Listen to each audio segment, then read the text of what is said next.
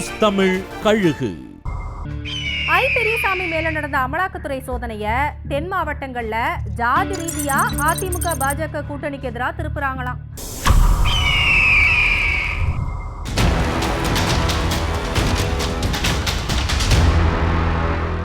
போன வாரம் ஐ பெரியசாமி அவரோட மகன் ஐ.பி. செந்தில்குமார் உள்ளிட்ட உறவினர் வீடுகள்ல நடந்த அமலாக்கத்துறை சோதனையை கண்டிச்சு தென் மாவட்டங்கள்ல பரவலா ஒரு போஸ்டர் ஒட்டப்பட்டிருக்கு.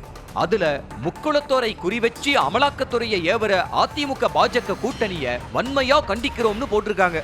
ஒரு காலத்துல முக்குளத்தோரோட பெரும்பான்மை ஆதரவை வச்சிருந்த அதிமுக இப்ப அந்த செல்வாக்கை இழந்திருக்கிற நிலையில தேர்தல் நெருங்குறப்ப அதிமுகவோட தென் மாவட்ட செல்வாக்கு இன்னும் குறைக்கிற விதத்துல ஒரு மூவ் நடக்குதுன்னு அதிமுக வட்டாரத்துல சொல்றாங்க. இதுக்கு பின்னால திமுக இருக்குங்கிறது அதிமுகவோட சந்தேகம். ஆனா கட்சிக்கு எதிராக இப்படியான பிரச்சாரங்கள் முன்னெடுக்கப்படுறது தேர்தல்ல அதிமுகவுக்கு பின்னடைவை ஏற்படுத்தும்னு எடப்பாடி பழனிசாமி கிட்ட தென் மாவட்ட கட்சிக்காரங்க சொல்ல துவங்கி இருக்காங்களாம்.